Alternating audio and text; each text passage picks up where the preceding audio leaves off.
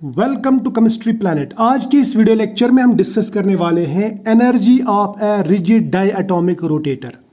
और rigid diatomic rotator हम इसलिए डिस्कस करते हैं ताकि हमें रोटेशनल स्पेक्ट्रोस्कोपी समझ में आ जाए, या हम ऐसा कह सकते हैं कि रिजिड रोटेटर जो है ये हम एज मॉडल इस्तेमाल करते हैं टू अंडरस्टैंड रोटेशनल स्पेक्ट्रोस्कोपी। अब यहाँ पे मान लीजिए ये एक रिजिड रोटेटर है, यहाँ पे दो मासेस हैं, ये एटम 1 का मास है, ये एटम 2 का मास है, ठीक है। तो ये हेवियर एटम है, तो इसका मतलब इनके बीच में जो बॉन्ड है, बॉन्ड की इस पॉइंट पे यहाँ पे सेंटर ऑफ ग्रेविटी होगा टुवर्ड्स राइट, क्योंकि ये हेवियर मास है। तो ये जो है वे पॉइंट यहाँ पे ये मास बैलेंस हो जाएगा, ये सेंटर ऑफ ग्रेविटी होगा, या इसमें इसे कहूँगा मैं ये रोटेशनल एक्सिस है। अगर इस सेंटर ऑफ ग्रेविटी पे आप मॉलिक्यूल को घुमाएंगे, आप इसको रोटेट कर रहे हैं, तो क्या होगा, इसमें रोटेशनल चेंजेस आएंगी, ये मॉलिक्यूल रोटेट होगा। लेकिन अगर ये रिजिड रोटेटर है तो यहाँ पे ये बॉन्ड लेंथ चेंज नहीं होगा। रिजिड रोटेटर उसी को कहते हैं जिसमें बॉन्ड लेंथ चेंज नहीं होता, ठीक है। अब मॉलिक्यूल अगर रोटेट कर रहा है तो यहाँ पे रोटेशन होगी, रोटेशन से एंगुलर मोमेंटम चेंज होगा, लेकिन बॉन्ड लेंथ चेंज नहीं होगा। एंगुलर मोमेंटम को हम दिखाएंगे एल वेक्टर से, ठीक है, या आप सिंपली एल भी इस्तेमाल कर सकते हैं फिलहाल। तो ये जो एल रहता है ये बराबर रहता है under root J into J plus 1 H by 2 pi. H by 2 pi को आप एच क्रॉस भी लिख सकते हैं। और इसमें जो एच है ये है Planck's constant. J is called rotational quantum number, और ये जो रोटेशनल क्वांटम नंबर है ये रहता है, ये 0 भी रह सकता है, 1 2 3 4 अप टू कुछ भी रह सकता है हायर नंबर्स, लेकिन ये इंटीजर रहेगा। जब मैं बोलूँगा होल नंबर रहेगा, ये कभी भी नेगेटिव नहीं रहेगा, ये कभी भी फ्रैक्शनल नहीं रहेगा, ठीक है, ये बात याद रखना। तो इसका मतलब ये हुआ, ये जो एंगुलर मोमेंटम है, ये एंगुलर मोमेंटम और रोटेशनल मोशन दोनों क्वांटाइज्ड रहते हैं। ये तो हमें मालूम है कि रोटेशनल मोशन, वाइब्रेशनल मोशन या इलेक्ट्रॉनिक ट्रांजिशंस ये क्वांटाइज्ड रहते हैं, तो रोटेशनल मोशन भी क्वांटाइज्ड रहती है। तो इसका मतलब ये हुआ कि एंगुलर मोमेंटम भी क्वांटाइज्ड ही रहता है, यानी ये पर्टिकुलर स्टेप्स में होता है, इसके फिक्स्ड एनर्जी लेवल्स रहते हैं। जैसे अगर मैं जे को यहाँ पे 0 रख दूंगा तो यहाँ पे एंगुलर मोमेंटम भी 0 होगा। जे को 1 रख दूंगा यहाँ पे तो एंगुलर मोमेंटम जो होगा ये बनेगा under root 2h divide by 2 pi. तो जे को 3 रख सकता हूँ, मैं 4 रख सकता हूँ, 5 रख सकता हूँ। जैसे यहाँ पे मैंने किया, जे को 0 रख दिया, एल 0। जे को 1 जब रखा तो हमें एल बराबर आया under root 2h divide by 2 pi. आप खुद कर सकते हैं ना, बहुत ईजी है, ये सिंपल मैथ करना है यहाँ पे। और यहाँ पे जे इक्वल टू 3, तो ये आएगा 3 इंटू 3 प्लस 1 यानी under root 6h divide by 2 pi, है ना यहाँ पे। या इसको मैं थोड़ा सा एनर्जी लेवल्स में दिखा भी सकता हूँ।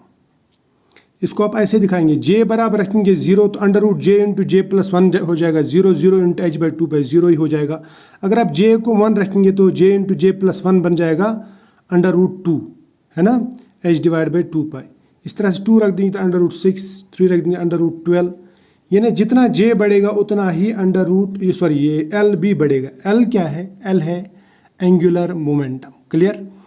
अब हमें मॉलिक्यूल की एनर्जी निकालनी है, रिजिड रोटेटर की एनर्जी निकालनी है, रोटेटिंग मॉलिक्यूल की एनर्जी निकालनी है, ठीक है। देखो एक मॉलिक्यूल रोटेट कर रहा है, तो रोटेट का मतलब वो मोशन में है, and energy due to motion is called kinetic energy.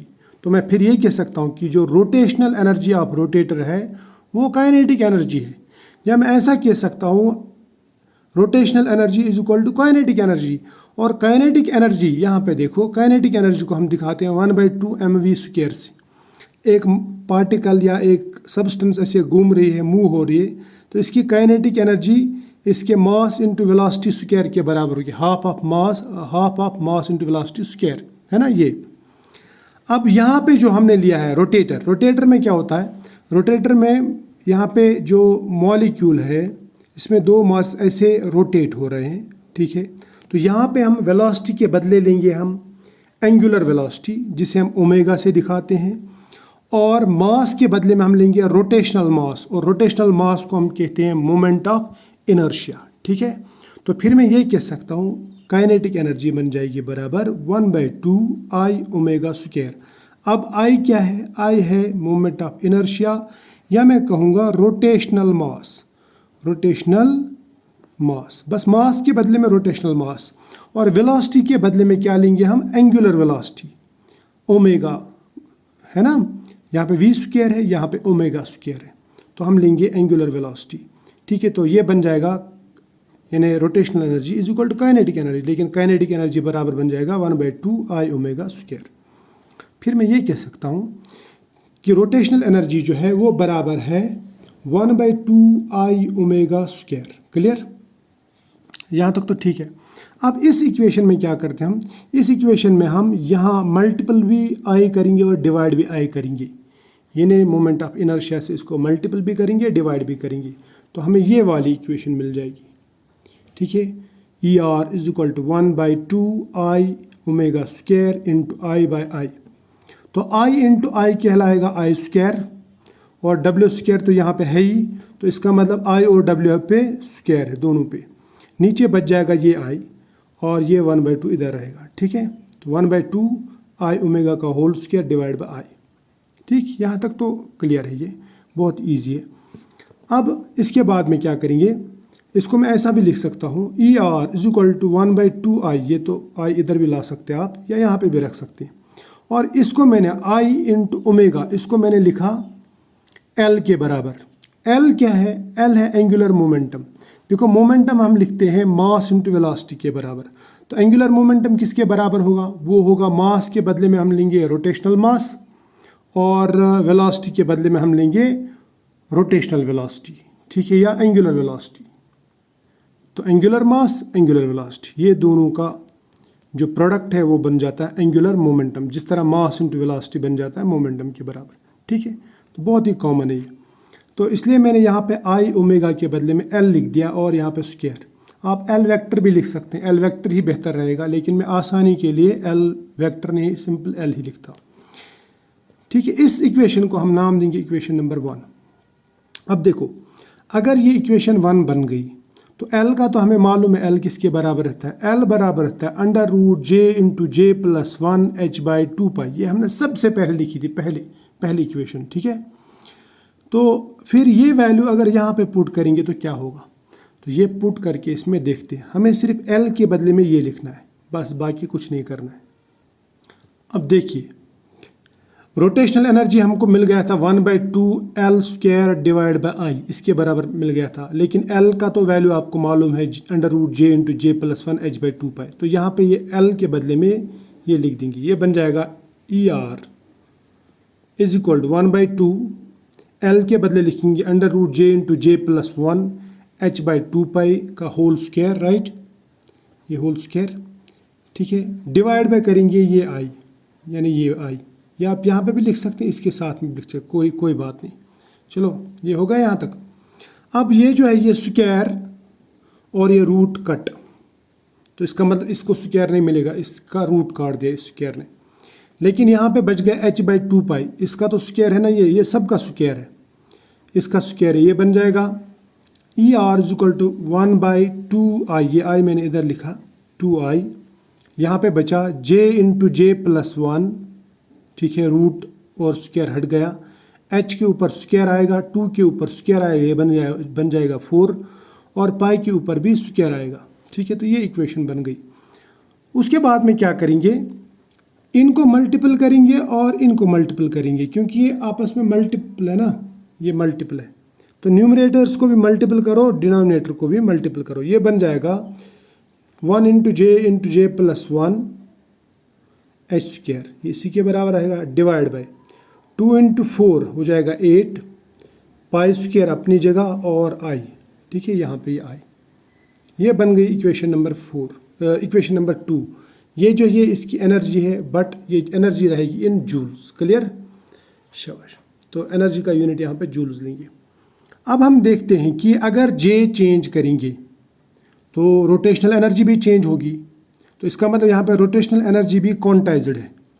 For example, अगर मैं J को रखता हूँ 0 के बराबर, तो J 0, तो 0 इंटू 0 प्लस 1 0, ये पूरा 0 हो जाएगा। अगर J रखता हूँ 1 के बराबर, तो ये बन जाएगा 1 प्लस 1 हो गया 2, 2 इंटू 1, ये हो गया 2 ही, तो 2h² डिवाइड बाई 8π² i, तो ये बन जाएगा 2h² 8π² i, या आप इसको यहाँ पे काट भी सकते हैं, 2 का 2 2 चुके 8 है ना, तो ये बन जाएगा h² डिवाइड बाई 4π² i। इस तरह से आप 2 वैल्यू देंगे j को तो आपको मिलेगा 6/8 h² बाई π² i, 3 देंगे तो 12/8 h² डिवाइड बाई π² i। ये आप ऐसे कर सकते हैं, यानी j का वैल्यू चेंज तो रोटेशनल एनर्जी लेवल का वैल्यू भी चेंज। तो इसका मतलब रोटेशनल एनर्जी 0 भी रह सकती है, 1 2 3 4 सो ऑन, कुछ भी रह सकता है, ठीक है। So rotational energy levels are also quantised, ठीक, लेकिन फ्रैक्शनल नहीं रह सकता, ये बात याद रखना। अब स्पेक्ट्रोस्कोपी में हम जब भी स्पेक्ट्रम दिखाते हैं तो स्पेक्ट्रम को दिखाते हैं हम इंटेंसिटी वर्सेस वेवलेंथ, या इंटेंसिटी वर्सेस वेव नंबर, या intensity versus frequency. Intensity versus energy हम स्पेक्ट्रम नहीं दिखाते, इसलिए हम भी इस एनर्जी को वेव नंबर या वेवलेंथ के फॉर्म में कन्वर्ट कर सकते हैं। तो इजी रहेगा इसको वेव नंबर में कन्वर्ट करना। अब देखते हैं हम वेव नंबर का क्या होगा, वेव नंबर इसके साथ में कैसा रिलेट है। तो वेव नंबर निकालने की कोशिश करेंगे। देखिए, रोटेशनल चेंजेस जो आती हैं वो माइक्रोवेव्स से आती है। मान लीजिए एक मॉलिक्यूल रोटेट कर रहा है, उसके ऊपर आप माइक्रोवेव्स डालेंगे तो उसकी वो एनर्जी एब्जॉर्ब कर सकता है, माइक्रोवेव्स एब्जॉर्ब कर सकता है और हायर एनर्जी लेवल में चला जा सकता है। वहाँ से माइक्रोवेव्स एब्जॉर्ब करके हायर में और हायर एनर्जी लेवल में जा सकता है। तो इसका मतलब ये हुआ कि रोटेशनल चेंजेस जो आती हैं वो ऑन एब्जॉर्प्शन ऑफ माइक्रोवेव्स होती हैं। तो रोटेशनल एनर्जी फिर डिपेंड करता है इलेक्ट्रोमैग्नेटिक रेडिएशंस पे या माइक्रोवेव्स पे। तो माइक्रोवेव्स की जो एनर्जी है वो अगर हम क्वांटाज में लिखेंगे, फोटोन के फॉर्म में लिखेंगे, तो हम ये कह सकते हैं E = h², ठीक है, ये हमने ऑलरेडी पढ़ा हुआ है। तो फिर हम रोटेशनल एनर्जी लेवल के लिए भी ऐसा लिख सकते हैं, रोटेशनल एनर्जी = h², ठीक है, या E = h²।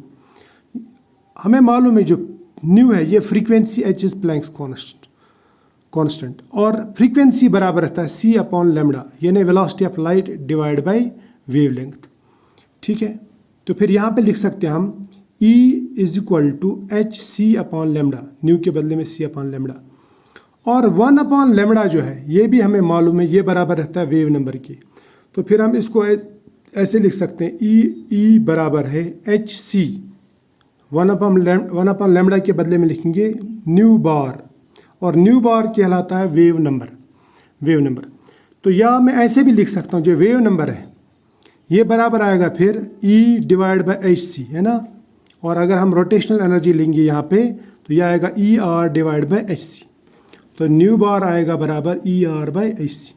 इस न्यू बार का जो वैल्यू है, इसका वैल्यू जो है ये अगर हम यहाँ पे इक्वेशन नंबर 2 में पुट करेंगे तो हम यहाँ पे न्यू बार लिख सकते हैं, वो बराबर आएगा ER/hc, यानी इस ER को हमें hc से डिवाइड करना पड़ेगा, ठीक है।